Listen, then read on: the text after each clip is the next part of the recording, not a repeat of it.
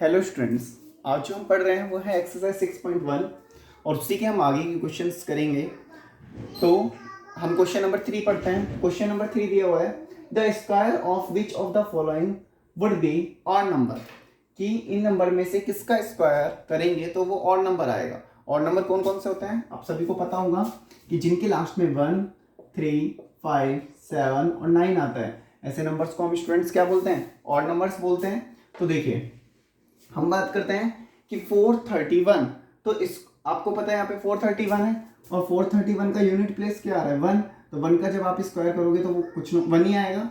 तो यहाँ पे हम कह सकते हैं कि square of 431 would be an odd number, कि जब आप 431 का स्क्वायर करोगे तो ऑड नंबर आएगा, क्योंकि इसका यूनिट प्लेस के वैल्यू का यदि हम स्क्वायर कर रहे हैं, यूनिट प्लेस के डिजिट का यदि हम स्क्वायर कर रहे हैं तो स्टूडेंट्स वो क्या आ रहा है? वो एक इवन नंबर, वो आपका ऑड नंबर आ रहा है। तो इसी कंडीशन पे हम क्या कह सकते हैं कि square of 431 would be an odd number. इसका जब हम स्क्वायर करेंगे तो वो क्या होगा? वुड बी हो ऑड नंबर होगा। ऑड नंबर किसे कहते हैं मैं भी आपको बता चुका हूं। क्या?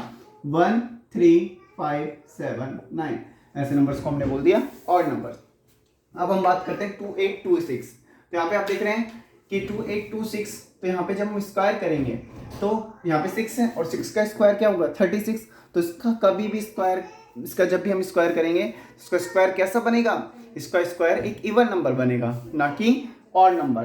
तो द फॉलोइंग ऑड नंबर, तो इसका नंबर स्क्वायर कैसे क्या बनेगा? एक इवन नंबर बनेगा। तो हम यहाँ पे लिख सकते हैं क्या?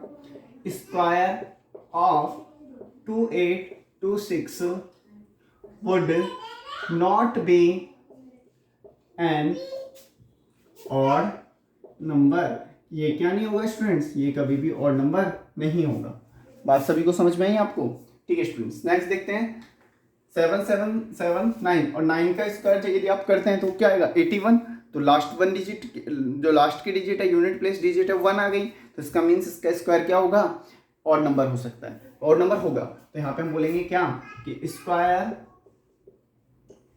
of 7, 7, 7, 9 would be an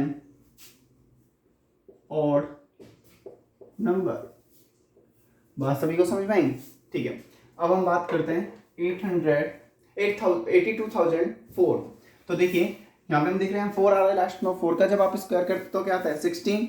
तो 16 आ रहा है, मतलब ये कैसा नंबर बन गया? Even number. तो यहाँ पे हम लिख सकते हैं क्या कि square of 82,004 would not be an odd number. ये क्वेश्चन सभी को समझ में आया होगा। हमें बस क्वेश्चन नंबर 3 में ये बताना था कि किसका स्क्वायर तो ऑड नंबर होगा और किसका स्क्वायर ऑड नंबर नहीं होगा। और बेटा ये हम कैसे जानते हैं? हम ये यूनिट प्लेस के डिजिट को स्क्वायर करके जान लेते हैं। ठीक है स्टूडेंट्स, तो नेक्स्ट हम बात करते हैं observe the following pattern and find the missing digit. तो 11 का स्क्वायर 121, 101 का स्क्वायर 10201, 1001 का स्क्वायर 10। आपको इस तरह से इसने दिया हुआ है, ये आपको एक फॉर्म दी हुई है। ठीक है, इसी फॉर्म को आपको क्या करना है? देखो, ऑब्जर्व द फॉलोइंग पैटर्न, आपको एक पैटर्न को ऑब्जर्व करना है and find the missing digits, और जो यहाँ पे मिसिंग नंबर डिजिट्स हैं उनको आपको फाइंड आउट करना है। तो देखो यहाँ पे आपको दिमाग लगाना पड़ेगा कि 11 का स्क्वायर किया 121 आया। जैसे ही हमने यहाँ के बीच में 0 रखा तो इन दोनों नंबर्स के बीच में एक एक 0 आ गई। जैसे हमने इनके बीच में 2 0 रखी तो इन दोनों 121 के नंबर के बीच में 2 0 आ गई। तो अब की बार यदि हम 4 0 रख रहे हैं 1 और 1 के बीच में, तो इन दोनों के बीच में भी कितनी 0 आ जाएगी? 1 2 3 4, 1 2 3 4। बात समझ में आ गई? अब की बार दोनों के बीच में 4 0 आ गई। और अब की बार देखो इन्होंने कितने रख दी? 1 2 3 4 5 6 0 रख दी। तो 6 0 रखने के बाद हम किस तरह से लिख देंगे? हमें पता है 121 तो आएगा, लेकिन 1 2 1 इनके बीच में कितनी कितनी 0 लगा देंगे? 6 6। जैसे इसमें 4 लगाई थी, 1 2 3 4 5 6, और यहाँ पे लगा दिया 2, फिर 1 2 3 4 5 6 और यहाँ पे लगा दिया 1। तो ये इसका आंसर हो गया स्टूडेंट। यही हमें फाइंड आउट करना था। इसने यहाँ पे हमें वैल्यू नहीं दी थी, फिल इन द ब्लैंक्स दिया था, और यहाँ पे हमने वैल्यू बहुत इजीली निकाल ली। हमें क्या करना है स्टूडेंट्स? हमें पैटर्न को एनालिसिस करना है और पैटर्न के आधार पे, पैटर्न को देखते हुए हमें उसका आंसर लिख देना है इस तरह से। बात समझ में आई? जैसे हमने देखा कि यहाँ पे जब हमने इसका स्क्वायर किया तो क्या आ रहा था 1 to 1, 101 का स्क्वायर किया तो इन्होंने क्या किया 1 to 1 के बीच में एक एक जीरो लगा दी। इसी तरह से और यहाँ पे यदि हम देखें तो यहाँ पे हमने 4 जीरोस बीच में लगाई तो 1 to 1 के बीच में भी कितनी जीरोस आ जाएंगी 4 जीरोस। और यहाँ पे इन्होंने 6 जीरो लगा रखी तो हम 1 to 1 के बीच में कितनी जीरोस लगा देंगे 6 जीरोस लगा देंगे। तो ये वाला पैटर्न आप सभी को समझ में आया होगा। नेक्स्ट पैटर्न देखते हैं जो कि आपको क्वेश्चन नंबर 5 है।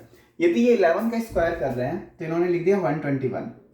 फिर जब ये 101 का स्क्वायर कर रहे हैं तो अब यहाँ पे देखिए कितने 1 है 2 1 है तो यहाँ पे इन्होंने बेटा इस तरह से इनके बीच में जैसे ही एक जीरो आई तो इनने इसके बीच में एक जीरो लगा दी और यहाँ पे 2 1 है तो इस नंबरिंग को 2 तक ले गए। देखो कैसे यहाँ पे 101। अब देखो हम नेक्स्ट पैटर्न देखो 101 का यदि हम स्क्वायर कर रहे हैं तो हमें ये मिल रहा है। तो यहाँ पे हम जितने 1 है उतने नंबर तक जा रहे हैं कि 1 के पीछे जीरो लगा दी 2 के पीछे जीरो लगा दी और 3 1 है 3 तक हम गए।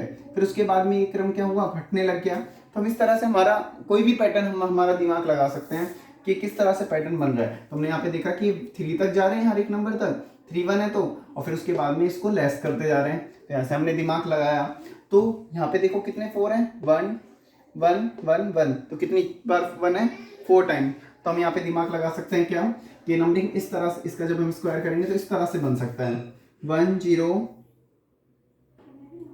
1 0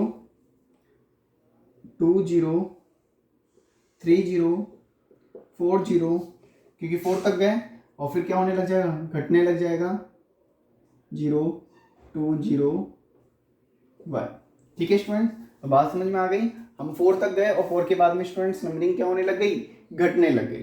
ठीक है अब इसी तरह से इसने हमें ये दिया है तो इस बार हमें पता तो चल रहा है कि नंबर 5 तक जा रहा है 5 तक जा रहा है। इसका मीन कि यहाँ पे कितने 1 आएंगे 5 1 आएंगे क्योंकि अभी हमने इस पैटर्न को समझ लिया और हमने पैटर्न को क्या समझा कि जितनी बार वहाँ पे 1 आ रहे हैं उतने तक नंबर जा रहा है और उसके बाद में वो नंबर क्या होने लग जाता है घटने लग जाता है इसी क्रम में। तो हमने इस वाले नंबर को एनालिसिस किया यहाँ पे 5 तक जा रहे हैं तो यहाँ पे हम देख लेंगे किस तरह से नंबरिंग बनेगी 1 0 1 0 1 0 3 1 आ चुके 0 1 1 2 3 4 5। तो बेटा इसका स्क्वायर जब आप करोगे तो हमारे पास यही नंबर मिलेगा।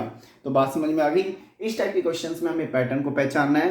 पैटर्न को पहचानने के बाद हमें उसी के अनुकूल जैसे उस पैटर्न ने किया है उसी के आधार पे हमें क्या कर देना है जो मिसिंग नंबर है उनको फाइंड आउट कर लेना है। बहुत इजीली आपका स्टूडेंट आंसर आ जाएगा। तो यहाँ पे हम बात करते हैं तो यहाँ पे हमने क्वेश्चन नंबर 5 सीखा, क्वेश्चन नंबर 4 सीखा, क्वेश्चन नंबर 3 सीखा। तीनों ही बहुत इजी क्वेश्चन थे। स्टूडेंट्स आप डेली पढ़ाई क्या करें मैं यहाँ पे जो क्वेश्चन कराता हूँ वो आपको अपनी फेयर नोटबुक में डेली करना है। ठीक है स्टूडेंट्स जो भी मैं क्वेश्चन आपको यहाँ कराता हूँ वो आपको फेयर नोटबुक में जरूर करना है। ओके तो आप ये वाले क्वेश्चन अपनी फेयर नोटबुक में वीडियो को स्टॉप करके नोट कर लीजिएगा। अभी कर लीजिए आप इस क्वेश्चन को अपनी फेयर नोटबुक में वीडियो को स्टॉप करके नोट कर लीजिए।